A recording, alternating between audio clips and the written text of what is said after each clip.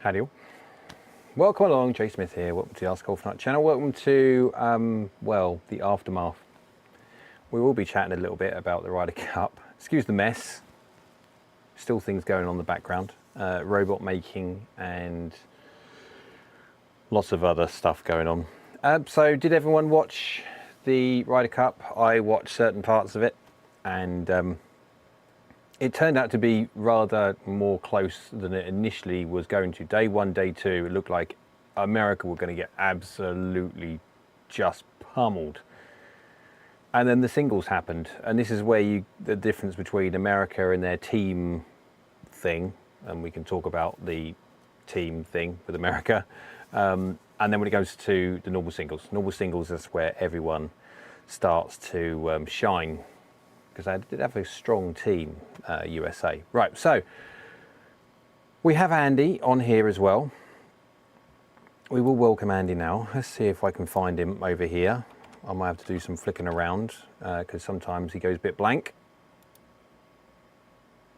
Andy's there, adjusting his camera to make himself look the nicest possible. Hello, mate. How are you?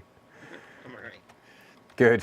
Good. We've got people in the chat already. Buck05 is waving. Andy waved back. Did you watch any of the Ryder Cup? I watched it kind of like on a side monitor, or like the pop-up window. I wasn't watching the actual TV footage. I was watching the schools live kind of thing. But it's easier to follow the whole thing when you're doing it like that rather than footage. And what did you think? Yeah, I mean, I wasn't so much shocked by the last day. You know, it's golf, right? Nothing's, even down to the last hole, you know, nothing's written. I mean, and by the last hole, I mean the last hole where you could possibly win. You know, you could be down 6 with 8 to play and end up tying it or even win it. You know, yeah. It's golf. It's never cut and dry until all the shots have been played. Let me know, Niels, if that's better. It's just there's a mismatch between how I hear Andy in my ear and then obviously how I put Andy out. My earpiece is set as normal and it comes through as like it's going to blow my head off. So that's what I was actually just doing there, was adjusting it down. But didn't realise that on YouTube it comes out low. So I'm just padding for Niels to basically say when Andy says something now. I don't want to say anything now. I feel insulted. That I have put him up a little bit, and so yeah, fingers crossed you can hear him. Yeah, so much better. Good. So what I found initially, let's talk about the play first. No one cares about the play. No one cares about the quality of golf. They all want to talk about something. Now we will talk about something afterwards, but we'll talk about the quality of golf first of all. It was an interesting Ryder Cup because there was some really good golf played, some great putts made, especially by Europe on the first 2 days. They basically just putted and just played America off the course. I do feel some of that has got to do with the way the Americans gel. They're so used to playing singles golf. For some reason, the Europeans just gel better. And so that really shines on the days of like 4-ball, better ball on, or 4-ball, foursomes, singles. It was an interesting day. I mean, the stats that I saw in the first 2 days, like, both sides were pretty good GIR, but it did come down to the putting. Right? It all boiled down to the putting the first 2 days. And, you know, I think the third day, there was probably a lot less pressure on Team America. Oh, they would not expect it to do anything other than lose. The odds of them winning were astronomical, right? They just what did they need? They needed 10 out of 12 points just to tie, something like that. I mean, I can't remember off the top of my head now what the other way round was last time. You know, when the what was it called? It was nicknamed the Miracle of, I can't remember now. Where Europe come back and it just Right. kept going and kept going and kept going. I mean, it hasn't been seen. I mean, I can't remember how many points they needed then and came back. But still, needing that many points, America was never, ever, ever thought to even get close. And they've done really well. But so I think with the pressure off on day three, the Yeah. singles, it just, with that when the pressure's off like that, it's you get putts seem far easier. So, 10-foot putts start feeling like a lot closer than they are when there's a lot less pressure on you. So I and was, 2-foot putts are tricky when there's Bryson. pressure on. I mean, Bryson surprised me. I mean, Bryson's a heck of a golfer anyway, but I mean, he was down and sort of even halfway at the back nine, he's going to be losing by X amount. And from what I remember, he actually did he tie his match in the end? He won every single hole coming in or something, didn't he? Yeah, It was like, yeah. I mean, But that's they did it. golf. Yeah. That's golf. It is. You're never out. You're not out until you can't. There's less holes than you are down points. It was. But so the golf actually was really good. If you look at the quality of the golf, it was really good, and from a competition point of view, it was really balanced in the end. Obviously, there was a huge mismatch between both sides on day one, day two, and then it's completely flipped around on day three. And it did make for what I felt a lot of people thought was going to be a sure gone conclusion that we're going to win by masses. And it was really good for viewing figures, really good for the whole idea of how the narrative of Ryder Cup should be in just the competition between two. The problem with this Ryder Cup, like many others, especially in the past where America have gone way too far again in previous ones, and this time it was the players, it wasn't that time it was the players, this time it was the crowd, but they went too far, and it's caused a problem from not remembering that year's Ryder Cup for the quality of golf and the quality of the competition. It was more so what was happening this time off field as such, more so than what was going on field or off course, on course. I was busy on certain times. I didn't actually see any of the controversy when it comes to all of the different things. However, everyone has social media, and so it didn't take long to get caught up on every single one of the highlights. What did you think, Andy? I mean, that's not even the right word for it. It's not highlights. It wasn't like there was just a couple of random events that happened. It was just a constant barrage of insults and constant yelling, screaming during shots for like the whole tournament. And like people, and I see comments about, oh yeah, but that's no different than English football fans. Well, it's a bit different because football is played in a stadium with a crowd, and it's supposed to be. It has always been boisterous. It's not like golf where silence is critical. It's like if you had watched English snooker matches, you hear a pin drop. The crowd don't make a sound, no matter what's going on. I found the Ryder Cup this year to be an aggressive version of the Waste Management Open, or the FBR Open as it used to be called, hole 16, the stadium hole. And it is an aggressive version of that. And you're going to get booed if you miss the green, and they just go crazy if you. But this was such a wow. It was funny. Yeah. From my point of view, I couldn't help it from listening to the highlights, and it did take a while to go through all the highlights. But I've never heard so much swearing back from the players. Yeah, but what are you gonna do? Like, wow. I mean, it's not like I said. It's not like it was like a one-off thing that every now and again they'd hear some guy insulting them. It was like Rory, it was literally getting his name called, Rory. Every time he stepped to the ball. What's he supposed to do? And this is the thing. You had the controversy of the, I can't remember what day it was, but 7 o'clock in the morning, before the players had even got there, you had the PGA official the PGA announcer, the woman who works for the PGA. Riling up the crowd, yeah. Like, riling up the crowd is a very tame word. She was literally getting them to chant Rory F you or F Rory. And when you look at the fact that this is not after 9 o'clock, well, okay, from the Americans, I don't know what, if you have a watershed or anything else like that. When it comes to the UK, we have a watershed, so you can't necessarily swear on TV until you get to that point.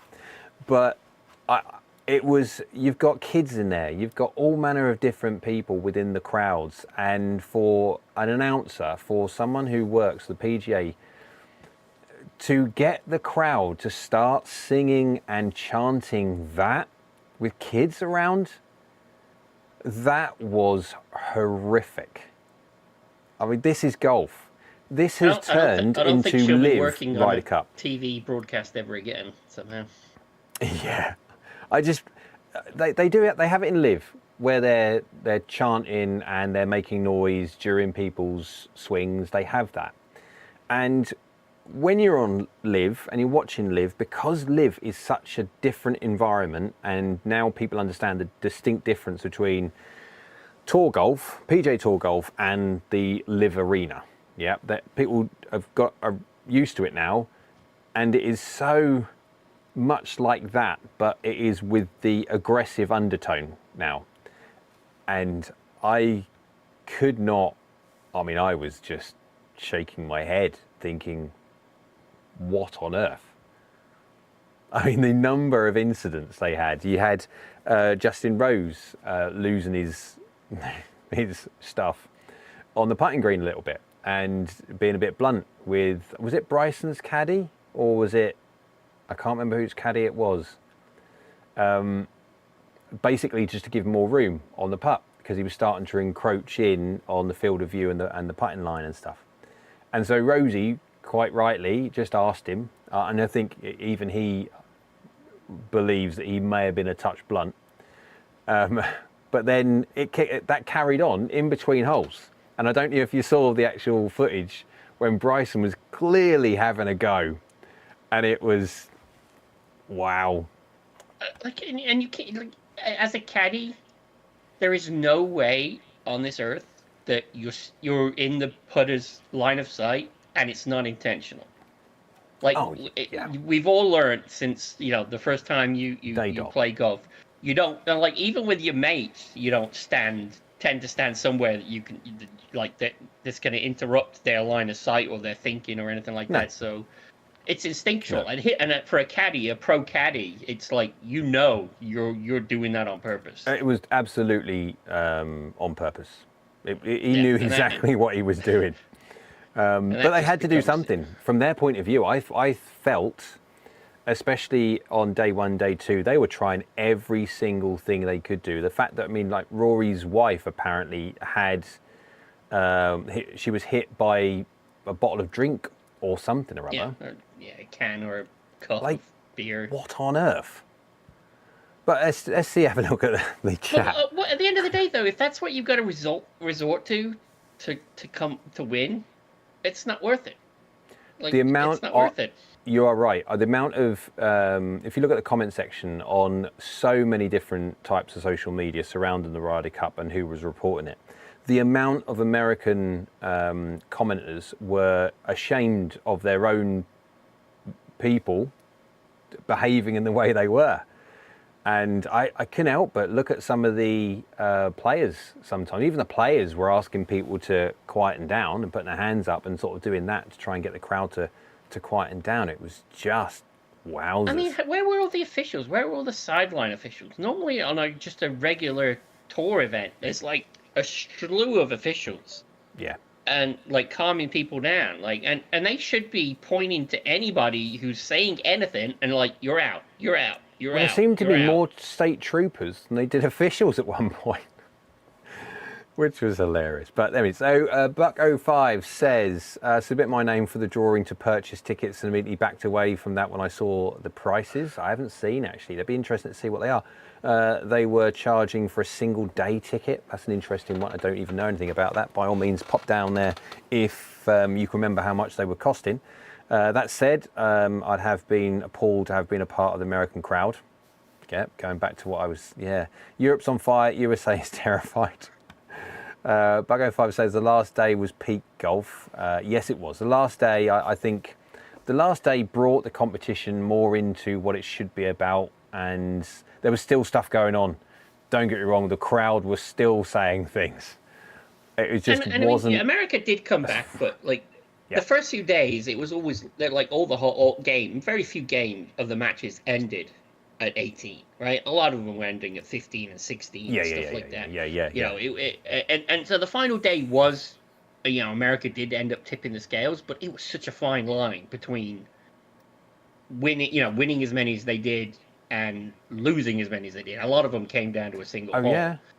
So that's there. It's not like you can't, like, it's such a fine line balancing act. It's not like every single one of them won 6 and 5 or something like that. No. It was It was, and that's what it's going to come down to. It's a fine balancing act. Like, none of those players are significantly better than any of the others. You know, they're all the top echelon of golf.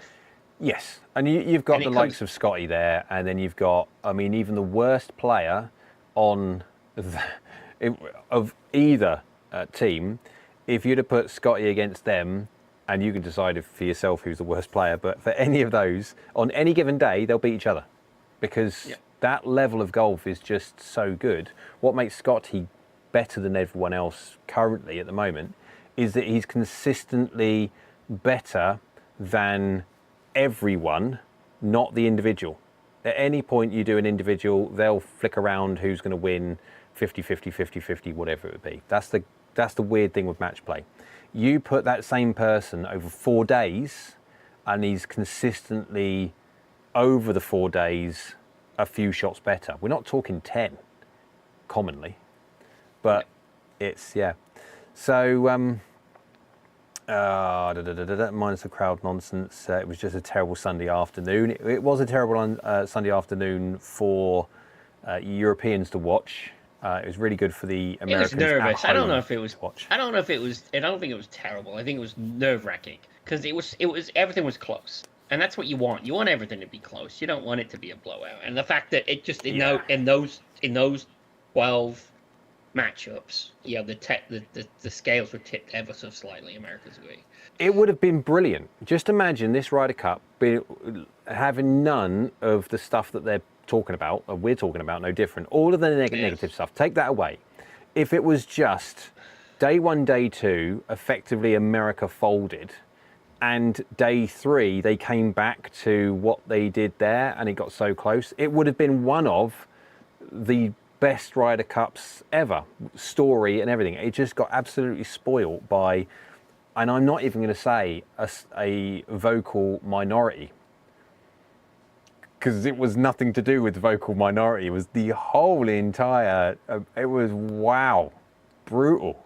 It was brutal. It really was. I cannot believe, for Rory to basically come off the shot, turn back to the crowd, and she goes, come on guys, will you just shut the up? And quite loud as well, for him to, I mean, wow. But it was good because he did stick it to 2 feet straight after that. Wow. My open mind, hello, hope you're good. Haven't seen you or spoke to you in a little while. Hi Jay, hi everyone. Shocked that Europe only won 1 of the 11 singles matches. I know. But it could have gone, as Andy says, it could have gone not many holes. It could have been 5 better. Easily. So hopefully Andy's voice is better now. I'm pretty certain it is. The preparation from the Europeans before the match was like 3D chess versus tic-tac-toe. I don't know. I think there's something fundamentally, say wrong, but fundamentally concerning about how America team, or how the individuals team up and how they play together. Whether it's because they do so much individually and do effectively nothing together, I don't know. What needs to change? I don't know. I'll be reluctant to say because I quite like Europe winning, personally. But it's everyone's going to have their opinion about what America need to do to change how they do things, so day 1 and day 2 don't happen again.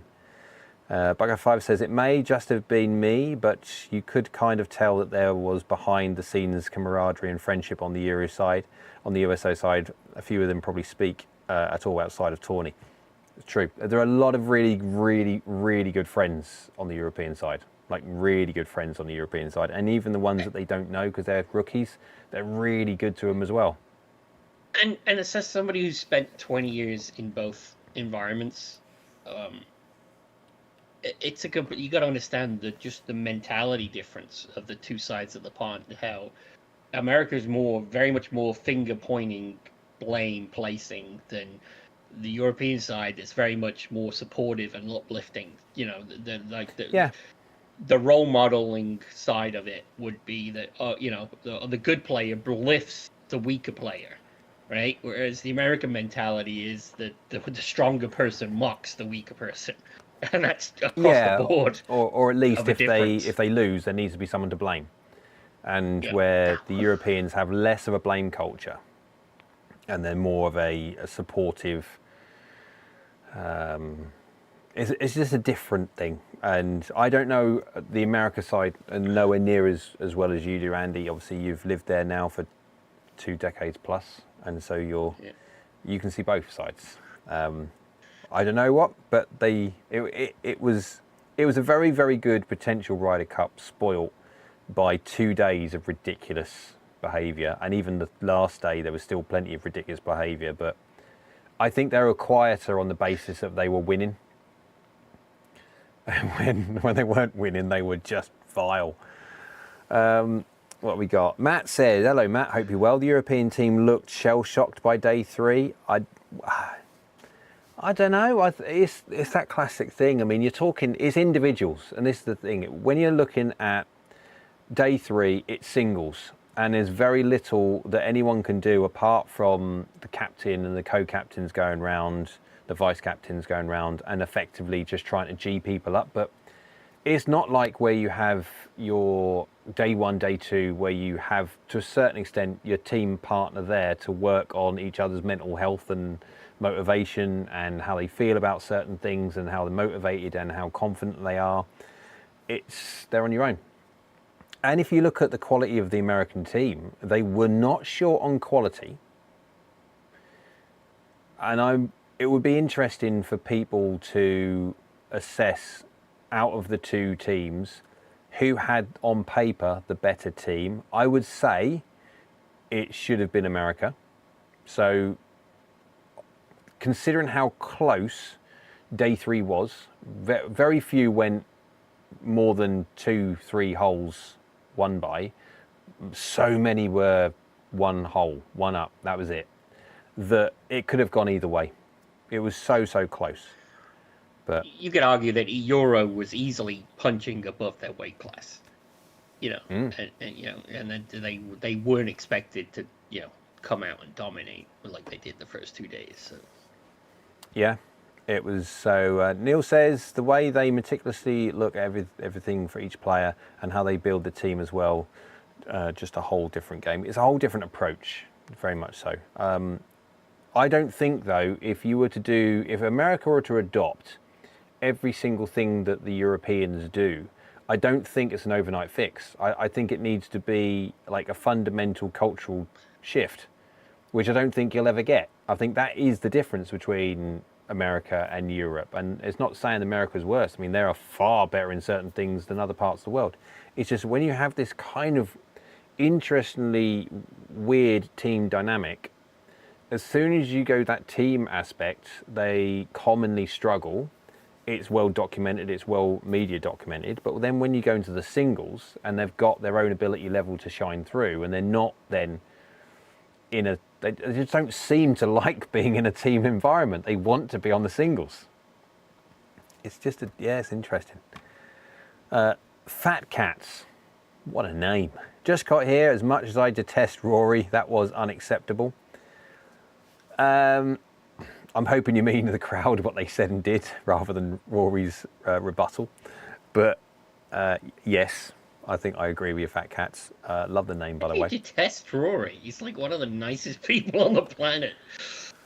I think because different people like different personalities, and Rory has he has done certain things in recent past that potentially would rub people up the wrong way, or at least it has been reported in a way to rub people up the wrong way. Because remember, we have to understand that media are there. What's going on? No, media are there to basically drum attention and to get clicks, and they need to do everything they possibly can do to try and generate as many views as possible, because they've got advertising space they need to sell and they need to make money and stuff like that. So if they can create something out of nothing, absolutely they will. However, Rory has done some things that I think in his position effectively like skipping media commitments. I think that is an important thing that I would think, considering how much money all of those guys make at the top tier, regardless of what the result was, at the end result was, whether he lost badly, whether he played really poorly, whatever it be, I could never see the likes of Jack Nicklaus, etc., stepping away from media duties. It was a different era. You can't judge it. Like, it was a different area then. It wasn't. You weren't getting hounded constantly, like on everything you ever say reported 1,000 different ways. You know, media coverage was official. You know, like only official statements went out. You couldn't be misquoted, and then that misquote ran everywhere. It was a different world. No, I'm not saying you're not right. I'm not saying you're not right, but you know, it's very hard to judge. You know, I would. Yeah, I those still guys think were all like way more drinkers and smokers and like. Oh yeah, you know, and like way probably personal lives were way more likely to be John Daly-esque than we ever knew, right? It's just that we never knew because there was no 24/7, you know, global coverage of everybody. So no, and that whole thing, we have Tiger to thank effectively for that. And unfortunately, Tiger had his own issues surrounding that as well, on the basis that he created the media storm, which he enjoyed, but then it also meant that he lived and died by the same sword when he had all those things happen to him all those years ago now. I mean, it's the same when anything becomes big money, right? Big money means big scrutiny. Oh yeah, they've got to take the rough and the smooth, and that's why I think at the end of the day, if you're going to be in an environment where they are taking the riches that they are, they have to then give back, regardless of what the situation is. It's incredibly frustrating. It's incredibly upsetting, I suppose, on a personal level when you get beaten up by golf. Everyone's been beaten up by golf, and however, I personally feel if you're going to be taking the millions that they are from what they're doing, they have a responsibility. But everyone's got their own opinion. Bryson only won 1.5 out of 5 points. Yeah. I mean, statistically speaking, I'd only expect them to ever win 2.5 out of 5. Well, to be fair, I mean, he might be one of the better scoring ones on their team, to be fair. I don't know. But yes, you are right. I mean, it's, I don't know. Who was their top scoring? I don't know. Didn't drill into it afterwards. Yeah. Needed a break from it. Mine said throwing a beer can at Rory's wife is a new low for the Ryder Cup. Yeah, I what on earth? That's the thing. You kind of bring your family there as well, and to be in a situation, the Ryder Cup in golf. I mean, it's not American football. It's not football, as in English football. It is golf.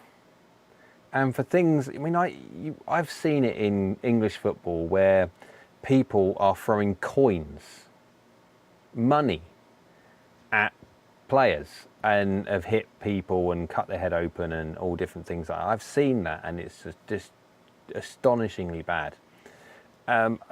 Things being thrown, pitch invasions, all those bad parts about football. I've seen that. The problem is, it's football, and whilst you have grassroots situations of where you've got kids playing football, English football, soccer, and do you know what? The worst language you hear is not from the kids, the 7-year-olds and the 6-year-olds and stuff like that. It's the parents. They're just horrific. Listen to them swear and oh my word. But that's what starts, that's what breeds it. And then it keeps on going. And obviously it's then seen as absolutely fine that you shout and swear and stuff like that. The level of lack of discipline that you have in football, that's why rugby's good, because you say the wrong thing to the ref and instantly you're disciplined straight away. And considering the violence nature is somewhat different to football in rugby, but this is golf.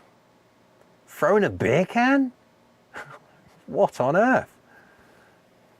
This is going to be remembered for this kind of behaviour, rather than actually having at the end of it a really close, tight, relatively last day, exciting, nerve-wracking end. It will be remembered by shut the F up and beer cans being thrown at people's heads.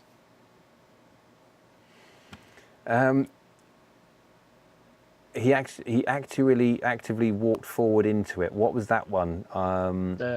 The caddy. Oh yes, he did, didn't he? I could see that one when Justin was eyeing up.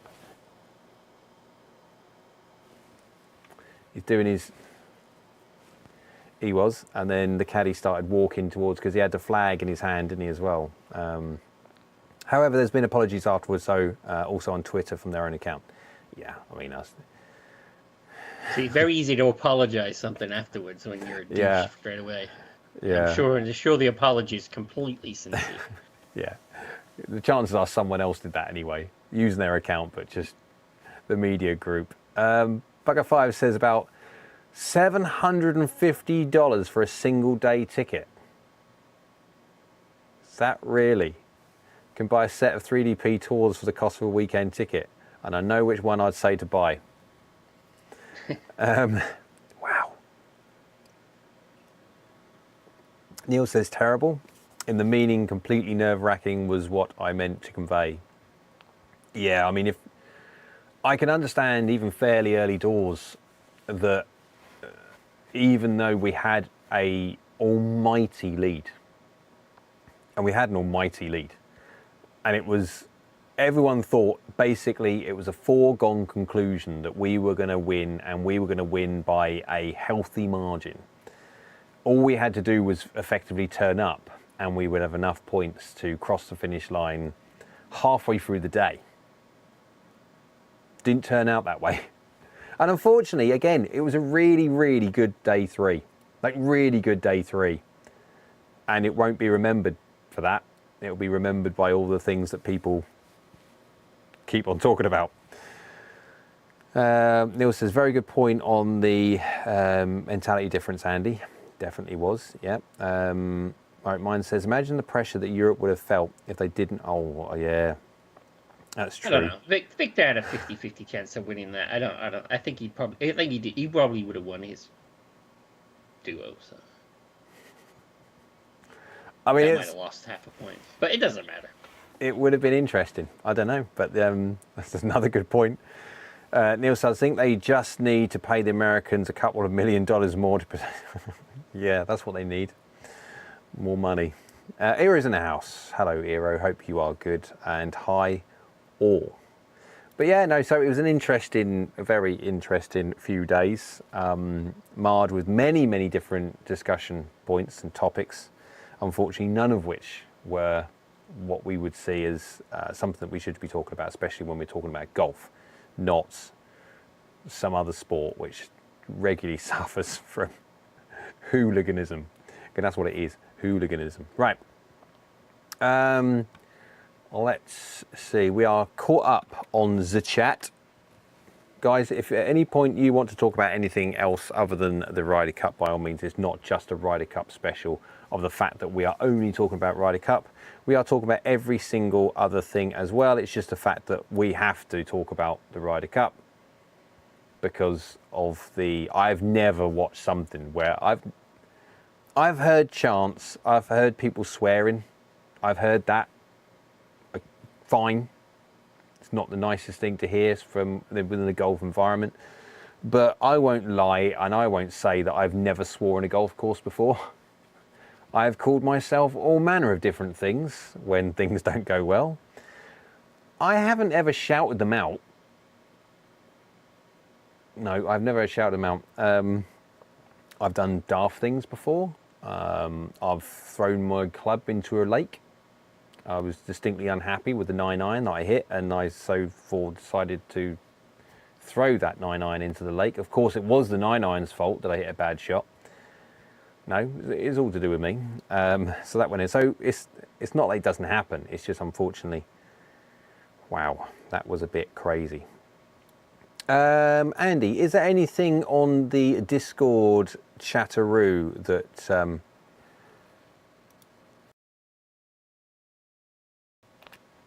still have the odd cough, as you can, well, not hear, because hopefully I pressed the mic button. Fingers crossed. But if Andy have a little look on Discord just to see if there is. Apologies for the mess. If anyone can see, just joining in and seeing the mess behind me, it is an utter mess. I have bits of stuff everywhere. I have tools everywhere because I've been working on the robot. The good news is I've been waiting for a little piece of pipe. That's all it was. This little piece of pipe to go into that. And so that is what I need, and that will give the hole that I need for the gearbox. And there you go. Right.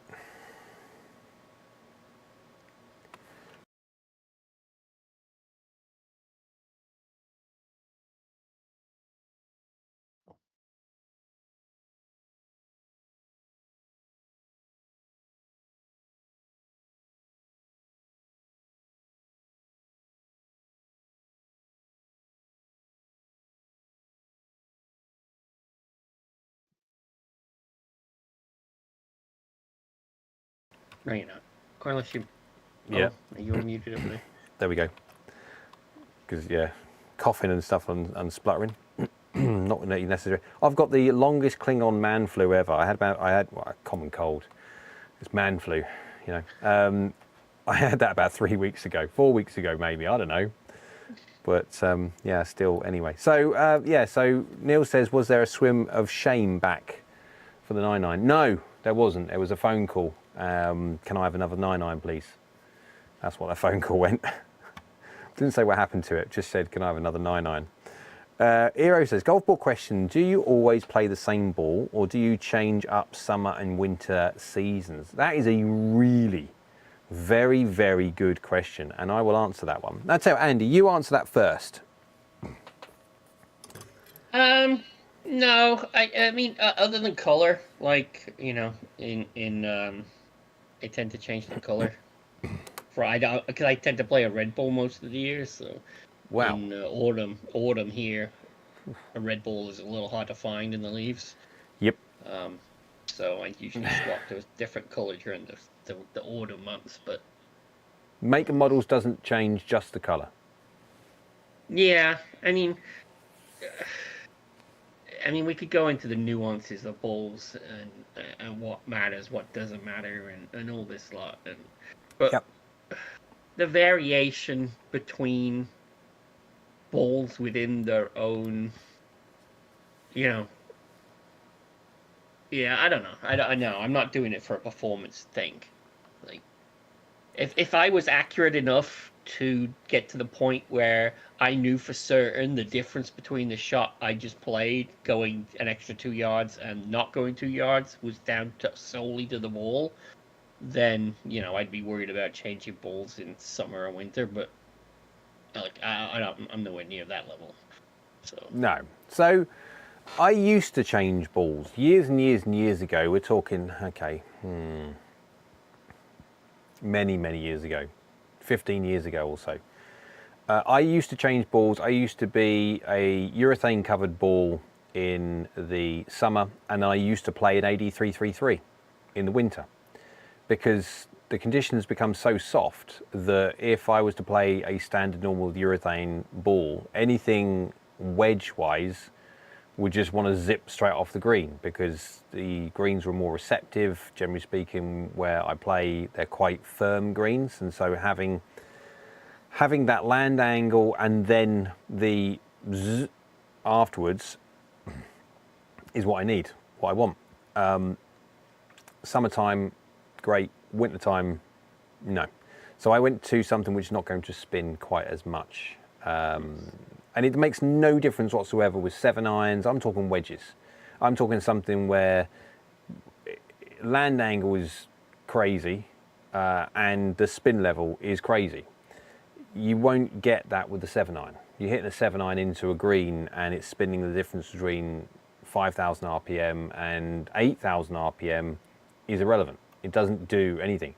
If you've got something where you're looking at the ball speed is lower, coming into a green with a lot of land angle, and it's spinning at 11,000 RPM, then that's going to make a difference. And of course, that's too much. Did you mute yourself again? Have I? No. I hope not. I really Well, hope maybe not. somebody's just not live and they're watching it when you did mute yourself. Yeah. Unfortunately, different people can, depending on what they join in, they can also skip back and so lucky enough it was only a minute or so that I was muted, because I'm trying to do my best I can do to mute and then also have a cough so you don't hear it, but then I have to try and make sure I remember to unmute myself. What do we got? Jeff J. The irony is that guys from both teams will now go back to playing round together in Jupiter, followed by a barbecue with the wives afterwards, being next door neighbours and all. Yeah, there is a point to that, I suppose, but again, I don't know. There's many situations in the past where you've had very fierce rivalry whilst doing whatever their practice sport is. And then as soon as it stops, they can be friends and stuff like that. So Formula One have had the same thing. But I mean, I suppose it all depends on how fierce that it is. I mean, obviously you had a very famous one would be in, say, taking it to Formula One would be Lewis Hamilton. Everyone knows who Lewis Hamilton is. And you had Nico Rosberg. They were teammates. So they were very good friends all the way through until they started to become teammates. As soon as they started going for the championship and it got more than a little bit feisty. So Magic Johnson, Larry Bird in the NBA. So it happens. Right. What we got? Eero says Jay is going to carry the T200 2023 version 7 iron with him, so it's available to throw. It is a rather pointless iron unless you hit it. I mean, right it's kind out of screws. expensive to be the one. I think there's a couple other clubs that are a little cheaper that are also worth throwing.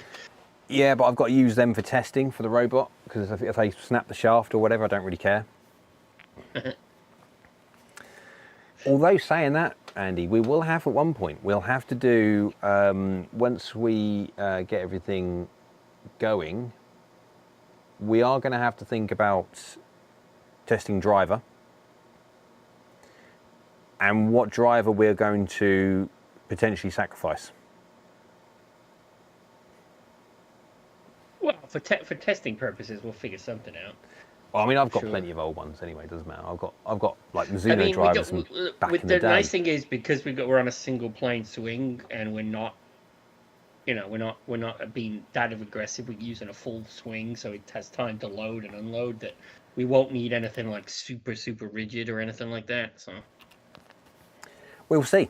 I'm looking forward to it. Looking forward to getting the robot going. I've just got to literally just do that, get that one going.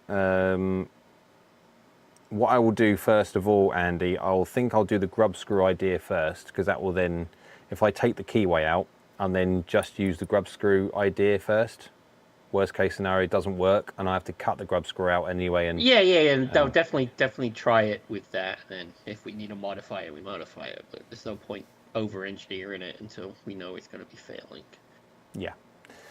Right. Let's just go by the chat. Bucko5, so I think Andy has mentioned before that he doesn't carry an iron longer than a 6, despite having a very fast swing speed. Why is that? Just more confidence in a hybrid? Well, are we talking about back in the Rogue X days? USSR? Back in USSR? Yeah. I mean, so I played as like a late teen, right? And then when I moved to the States, just after 2000, I didn't touch a golf club for 15 years. And then I was, I got started through work. I offered to get to play in their game after work, and so I just went to the store and like I knew basically that I could swing a club, but I just walked in and like said I don't know what I'm not it's been 15 years. I have no idea what's going on with what. Just give me anything. I ended up with getting a XR16 set with a 4 and a 3 at the top of the bag.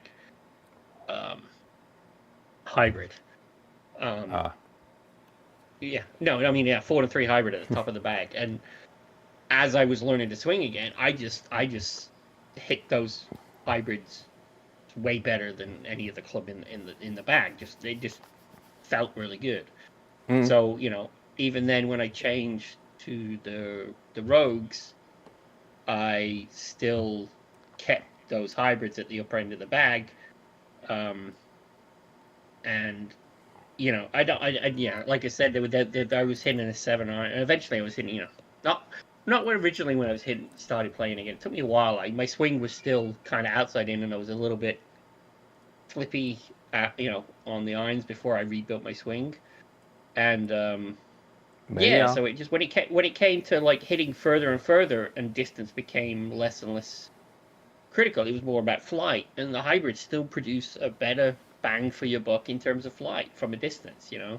When you're hitting those hybrids, 6 hybrid. Well, no, 6 iron now in the 201s is I carry the 6 iron and then I got a 5 hybrid. Whereas before I went from my 7 iron to the 5 hybrid because it was the 27 degree lofts. Yeah. Yeah. Not that the flight's any different. Like there's no difference. The 7 iron in the Rogue is just like the 6 iron in the TC201s.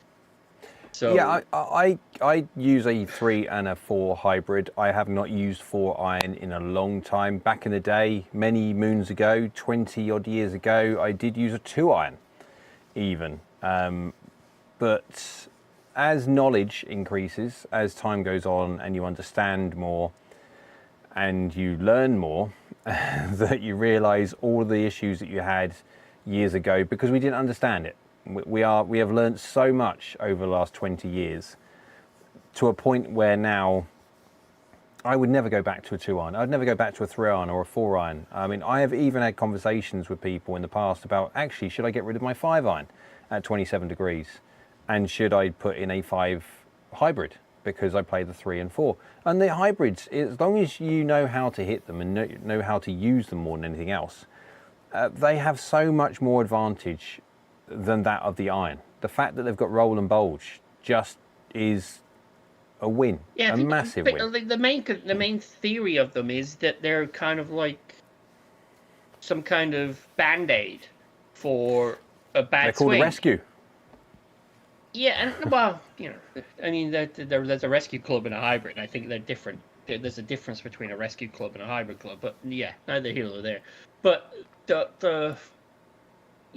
I think they're superior in many ways to an iron, not some kind of, band-aid for a bad swing. The performance out of them is better than an iron.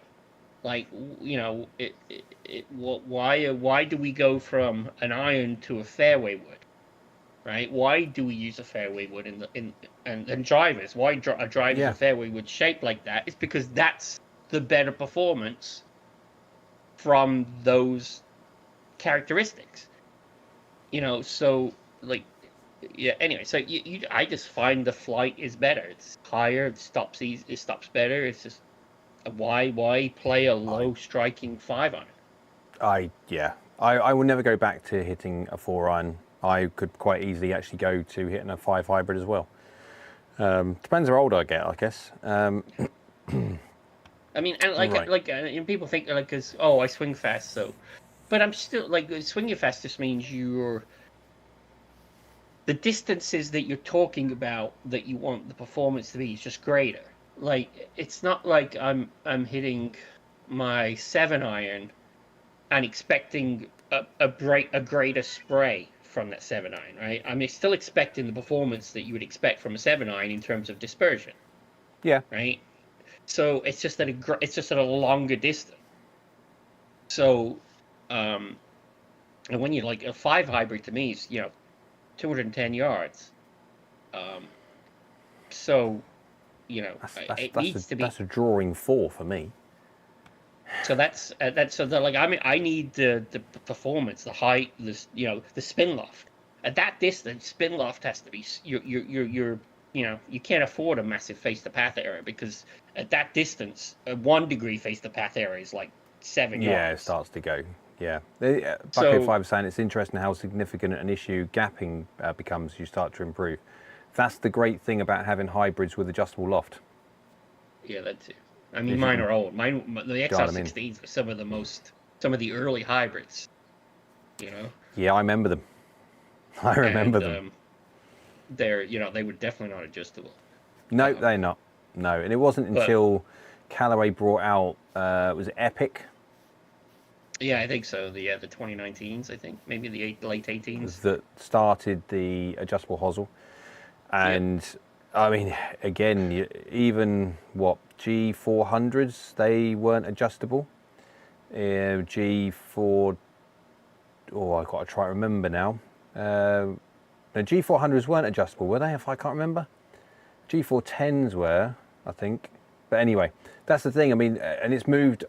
It's just gone that way. Every single thing now, when it comes to a wood, is adjustable, and something which not adjustable is probably now more seen as budget option rather than anything else if it hasn't got an adjustable neck.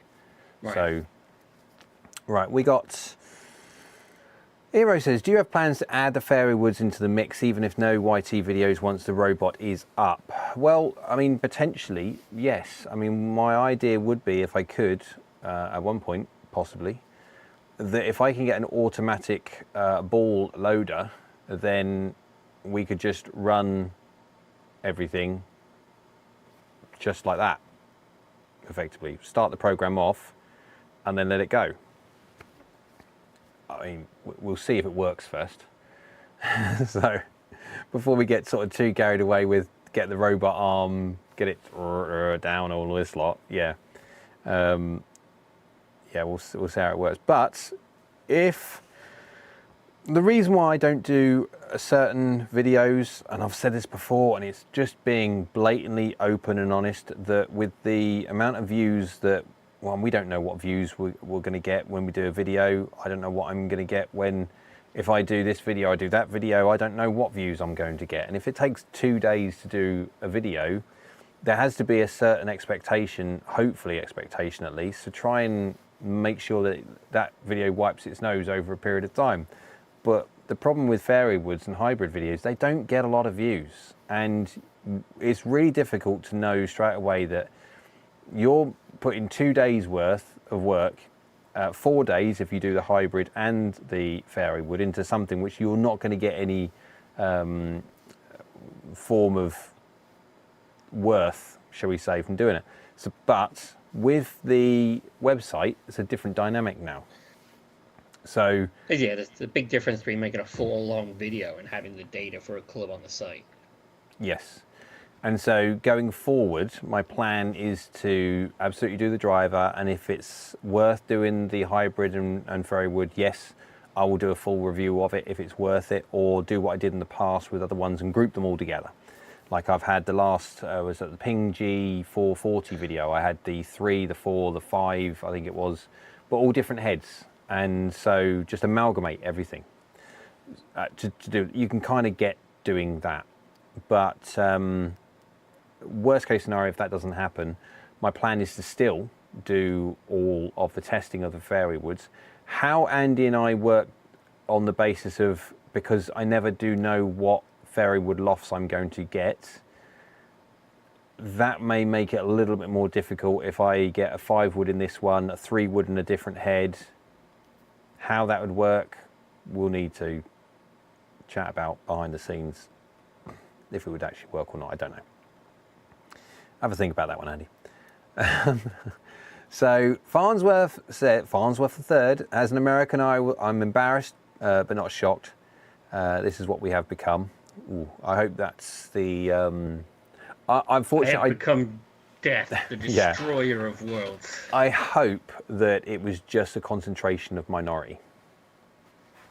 There was a lot of people there on every hole, and they were all doing the same thing. I don't know how you can say it was just a minority and a few individuals. It seemed to be like every fan in the crowd. I'm trying. Hero says, and if it is, and here's the thing: if it was a few individuals and a minority, why weren't they instantly ejected and just gone? No, as in right? What I was talking about, as in if you think of America of 340 million people, or however many there are, and all the golf fans of however many there are, the minority of the ones which act like dicks all went to one place. 95% of the good golfers or the good golf fans were watching it at home and whatever they were doing, watching it wherever they were watching it and being respectful. And then you had the 5%. They all decided to go to the Ryder Cup. That's what I was hoping, what I meant. Yeah. And that's, I think that's the problem. It's not, there's always going to be the idiots, right? But you have to deal with idiots like they're idiots and just get them out of there. Like you can't just let them keep screaming. Like No. there's enough people there as security and that lot to just every time somebody did something, just eject them. Just tell them to get you out of here. Like and then people will stop talking. Didn't they? Some of them did. I think they were. But not at the level that you need to do. Like once. Well, there'd be no one there. Then it wasn't individuals, was it? Then it's the whole crowd. Yeah. And then you've got a different argument. If the whole crowd's doing it, then that's because the PGA jeered them up. Dear me, that's so bad. Yeah. Hero says I prefer a 6-iron to a 6 hybrid to a 6-iron with longer length on my irons. Well, yeah, your 6-iron's becoming what? Well, I don't know what is it. What, an inch and a quarter longer, or inch and a half longer? I can't. Well, what was his 6-irons are going to be what? Instead of being 37 and 3/4, it's going to be 82 and a quarter. 70. That's a long one. What am I saying? Yeah, that's a long one. Sorry. 37. Yeah, 37, 38, 39 and a quarter. That's massive. That's literally beyond ridiculous days. Well, that's the same as my. It's like God. It's like me literally swinging a broomstick. I think it's my 4 hybrid. Wow. Buggo5 says I have a 5-iron and a 5 hybrid. 5-iron is more of a 195 club, while 5 hybrid is about 210. My 7 wood replaces my 4 hybrid at around 225, 230, and my add a 3 wood to the bag before long to fit between my driver and 7 wood. It'd be interesting to test the 3 wood, see what the trajectory of that is, etc., and then also have a 5 wood. Yeah, I mean, if you're getting your 5 hybrid out to 210, even if you're shaft, I mean, I don't shaft lean a lot, so 210 is actually kind of,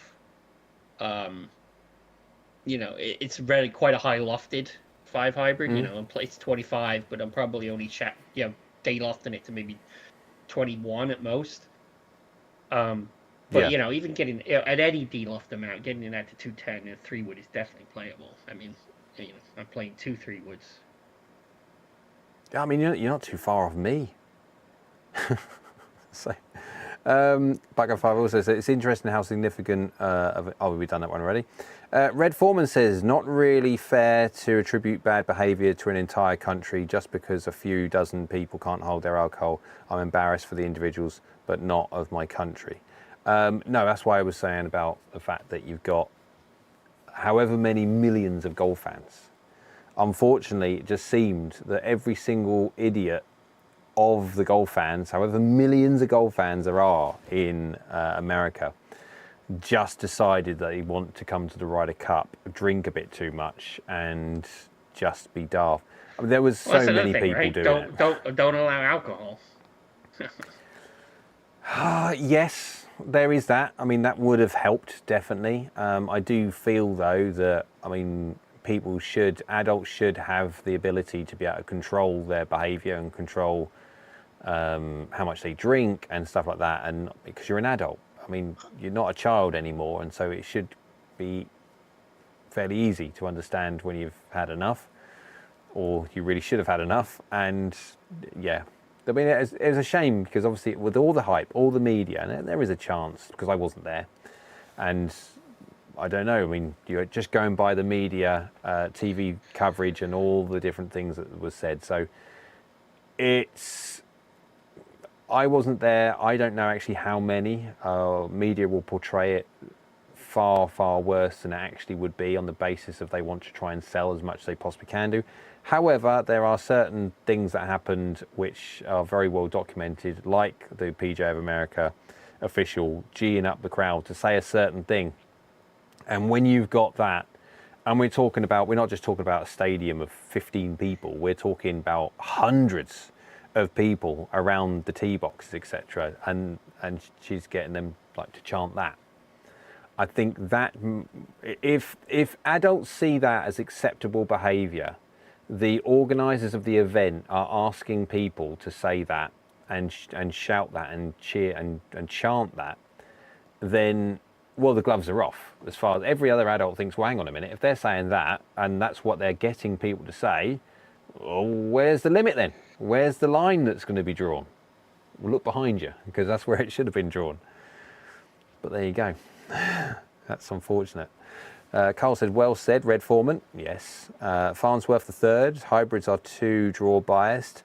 Some are, some aren't. Ping have got, see, nowadays a lot of people have got flat settings, not just upright as they are. They've got a lot of, like Ping have got flat settings, and so you can make it much more flatter. And that's generally speaking where the bias comes from. It's the lie is up a little bit. I don't think people understand how much length plays into starting direction too, and when you jump an inch in length like you do into a hybrid, how much that affects your tendency to hit it left. It's far less about the club being biased than it is how it affects your swing arc being longer.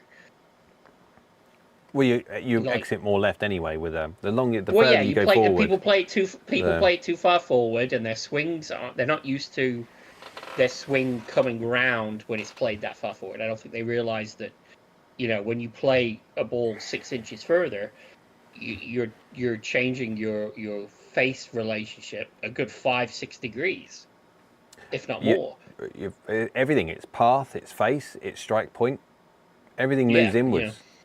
So you're going to hit it off the toe more, you're going to hit it with the face further closed, and you're going to hit it with the path going further left. And it's that classic recipe for path going left, face going slightly closed to your target, but basically in line with path, and hit off the toe. The ball's going to start straight and then disappear left fairly quickly. But yeah, so I mean, the club, it's definitely not that the clubs are biased. Even through our testing, we've shown that, even draw biased drivers aren't nearly as draw biased as people think they are. They're not like massively draw biased, unless you're hitting it off the toe and generating. No, but I do think that if you were to look at the general chit chat between golfers, the overwhelming problem that golfers would say have with any specific golf club being the hybrid would be they go left, and that is absolutely down to how they use the golf. I still see a hybrid as an iron. I don't see it as a wood. I still utilise it as an iron. Many people don't. They automatically see that bulbous head and go, oh, I'll use it as my fairway wood. And of course they ram it sort of straight up there. And they're not necessarily designed to be. Now some people play them like that, works a treat, and I'm not saying change. That's why I will not do a video ever on saying how you should hit a hybrid, because everybody is different. And everyone who has a different swing will have a potential different, most optimal ball position, etc. for them. But it's, the problem is with hybrids, generally speaking, they're played by golfers in all manner of different positions. If you think a driver, everyone knows the driver goes the furthest forward. If you're hitting fairway woods, well, they go just slightly further back if you subscribe to the old classic step down ball position. And then on the other side, on the wedges, you know, they go the furthest back. So they're already set. But they have this thing with hybrids where some people see it because it's got a fat bulbous head on it. I'll play it like a fairway wood right up to my left foot or your lead foot, and then which causes certain issues for them. And then they wonder why it goes left, and it's because the application of it. If you were to set it more like a 5 iron, to me, 6, 7. There's about 4 or 5 other reasons why it goes left, and being draw biased is not one of them. Shaft and over closing is probably more likely than the head itself being biased to any degree. But anyway, that's a whole topic in itself. What we got? Ghost or Vessel golf bag? I don't know, because I don't know all the golf bags, but I have got a Cobra golf bag back here. There. And that is a Vessel bag, and that is built like a feckin' tank. I don't mind saying what Cobra, tell you, Cobra, you are spending money on things that obviously you are not getting, your profit margins are going to be terrible on that. That thing is amazing. One of the best bags I've ever had to put golf clubs in. Excuse me. It is just built like a brick dunny.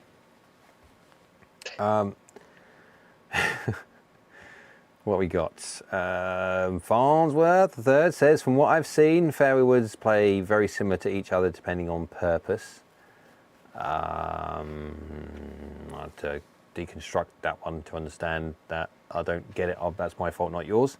Red Former says, other than this Ryder Cup and the WM, every other tournament seems to be uneventful. Well, yes, that's true. I mean, you need... This is why certain people it's been attracted by that, because it is something different. It's something that completely changes things up. No different to when 2020 cricket first come along for the English people. Obviously, Test cricket, which is done over about 17 years, one match, and it took forever to get through anything. And then you get the people who love it, and they'll be out in the sun cooking themselves like a lobster, and they'll be out there for days, and who cares about winning? 2020 cricket came in, it was 20 overs, it was done really quickly, and it was really like, whoa, like that. So live, I can understand why certain people have gravitated towards the change, the difference, the more of a different environment, atmosphere. I kind of get it, I do. It's a shame that we've had to resort to certain instances of behaviour like what we've seen for something to become eventful. But yeah, Farnsworth says, I draw my irons and fade my woods. Common. Ball position, generally speaking, depending on the difference between longer clubs, longer shaft, has the influence of doing that more, face more open and doing that. So that is very, very, very, very, very common. What we got? Mike Mine says, if anyone is using Arcos, there is a new feature which tells you if you hit a good shot and how it compares to the PGA Tour average. And for the average 22 handicapper, that will be a wondrous thing to see. Not. I mean, really, I get it. I mean, that's going to be quite cool for certain golfers that are definitely elite. But that's effectively just showing how bad someone is, more than anything else. So I'm 205 yards out. My average hitting the green from here is whatever percent. And then you can see, well, PGA Tour players 50-50. 50-50?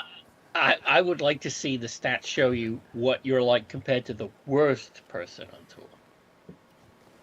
Yeah, that's a really good one. I like that one.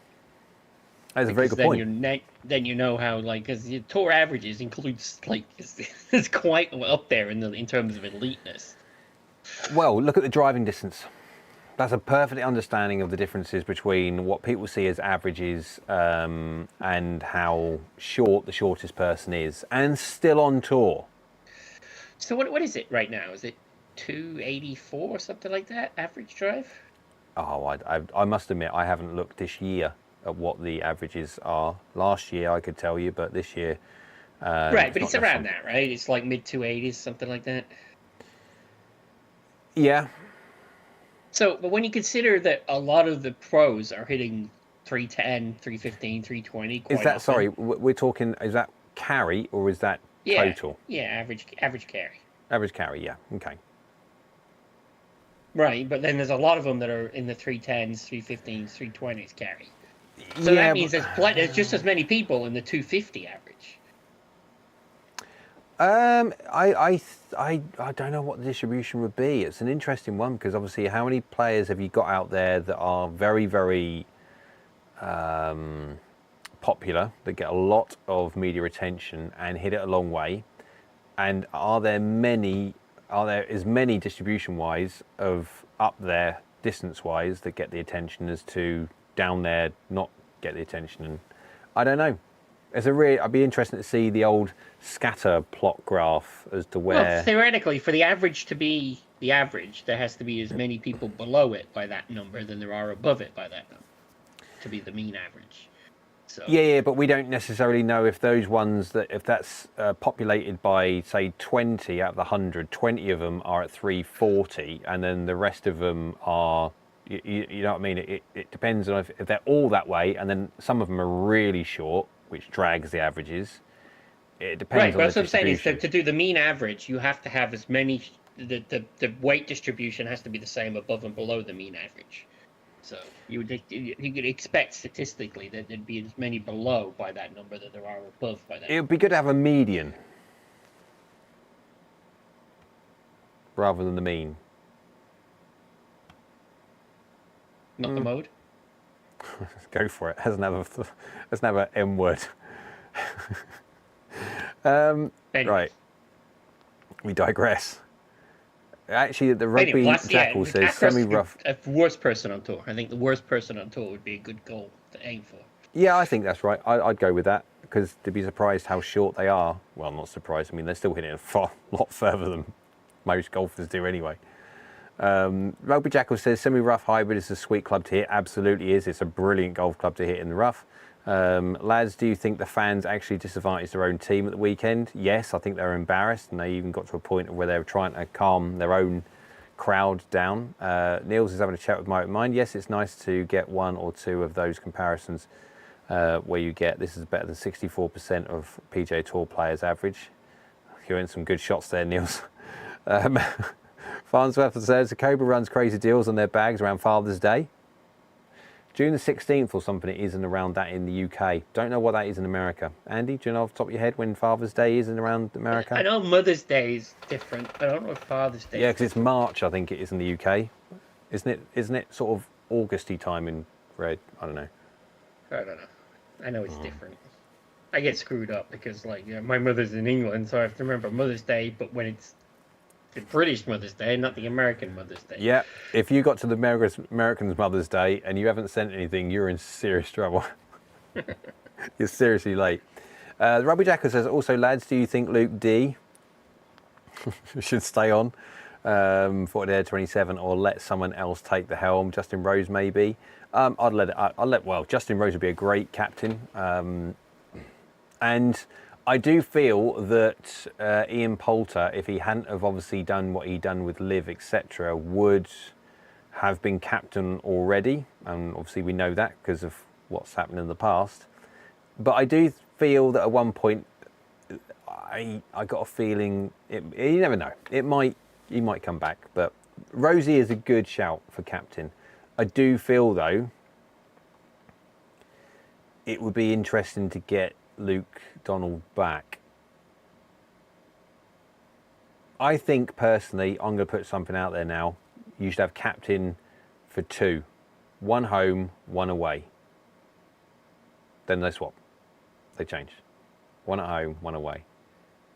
Because it's not fair, is it? That's the thing. I mean, if you go to somewhere, I mean, okay, Luke Donald done incredibly well because obviously he won on American soil, but not by much, but he won on American soil. If you have a captaincy and they lose on American soil from an English point of view or a European point of view, then that's not necessarily, they're disadvantaged most of the time by a partisan crowd on one side. So it would be interesting to see if we could do, whenever a captaincy is announced, it's done for 1 home and 1 away. The issue is it's the 4-year gap.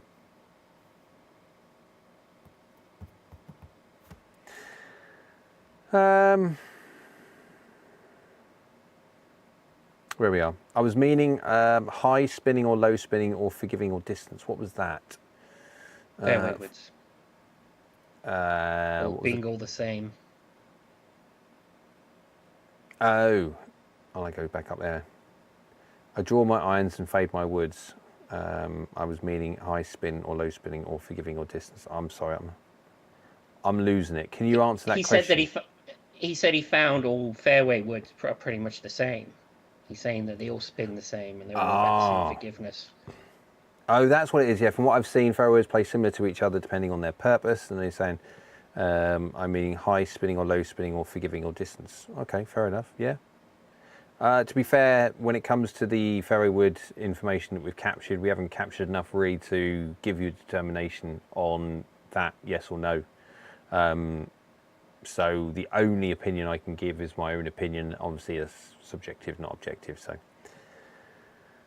Also, no, we got that. Live is for golf fans that aren't golf fans. And then the Rugby Jackal says, would Kevin Keegan have been a better captain than Keegan Bradley? Don't answer that one. It would have been an interesting one. Rugby Jackal says, now, don't be median. The Irish fans here, by the way, have plated Adair, sets up nicely for Yanks. Can't call them that. Can you call them that? What? Americans. Is it some like or don't like being called? Yeah, the north-south divide. Yanks are usually the north. Oh, it's because, again, from an English point of view, I'm fairly ignorant to it all. And so when someone says Yanks, I hear it and I naturally attribute it. I understand they're talking about Americans. But I also understand that it could be quite a polarizing word. And so there you go. Rugby Jack will agree. Polt's made for it. If a bit excitable, well, yeah, that's true. Too early for Rose. Well, that's true. Yeah, he still does have. I think he's got another one in him, and he's still played pretty well. He's getting old. His eyes might be failing a little bit, but he's still doing well. True Neil, still class. I disagree about Arcos had one that was better than 79% of tour average, and another better than 91% of tour average. Holy wowzers, that is a shot and a half.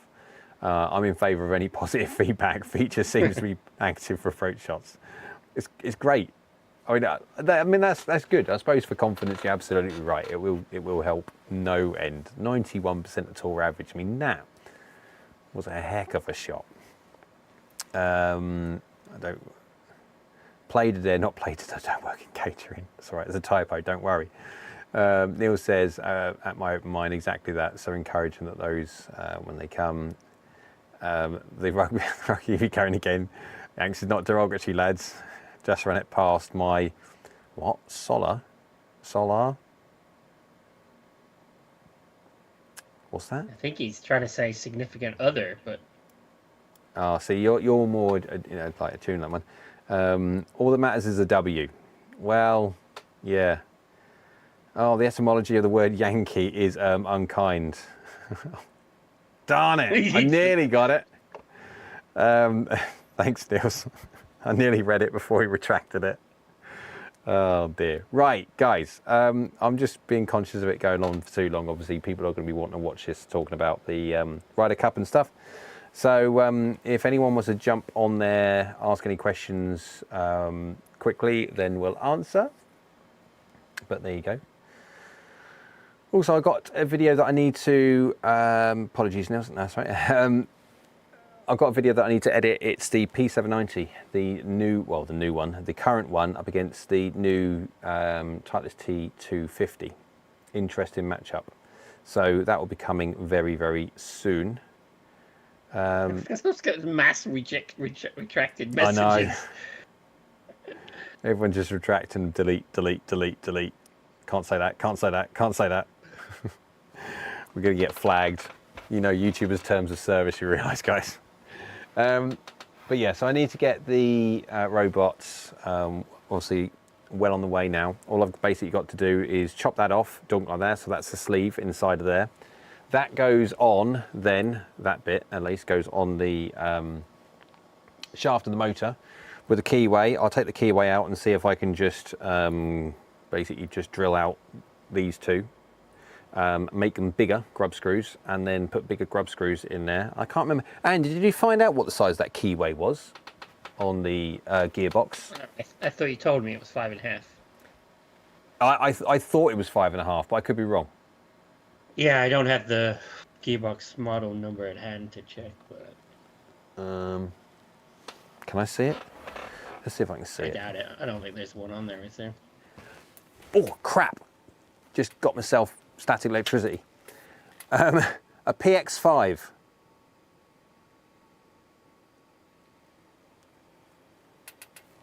Yeah, I think that's just a planetary 5. It doesn't. I don't think it's down to specific.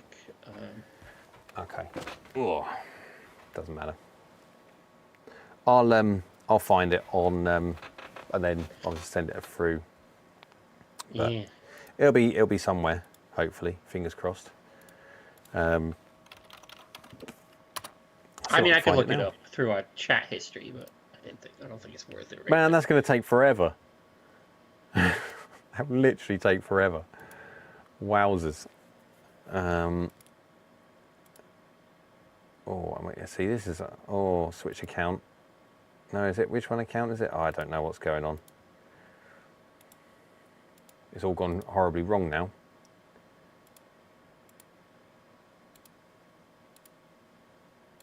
Go on, sign in. Yay, Huh? we're in. Okay, so I'm signed in anyway. So I want to see if I can find my orders on here, just so, obviously, because this is riveting Just for to everyone. just let you know, you killed my camera. Oh, really? FYI. Oh, okay. Sorry. Apologies. Yeah, they've gone all black. They've gone all dark on everyone. Got it. I've got it. Hang on, let's see if, I don't know if I can send this to you on Discord. Well, I could do, but the problem is if I send you that, then everyone will see our chat. So, it doesn't matter, it's fine. It's 130mm P5. Right? It is a 5:1 22mm servo. 22mm, yes, it is. I'm just trying to find the one where it says. Yeah, that's the shaft. Yeah. Oh, what's that one there? Oh, it's down there. Hang on. 22mm servo motor. Go down a bit low. Ah, can't see it. I can't remember 6. the 6. flange size. It says it's 6. Input shaft 22mm, output shaft 22mm for servo motor. Yep. It's an R5. So it's that. There you go. This is riveting, guys. I appreciate that you find that absolutely exciting. Apologies. Oh, Andy's gone again. Let's see if we can get him back. There we go. But yeah, we're trying to find the keyway size so I can get this swing robot working. The Rugby Jackal says, life or death situation. One player to represent you. Who would it be? In what, a golf tournament? In a game or in an arm wrestle? In what? He retracted the next one, mind. Oh my word. TTYLIS said. It's a good one, that one. Golf, of course. Okay. I picked Chuck Norris. Thanks, Carl. Yeah, Chuck Norris can do anything.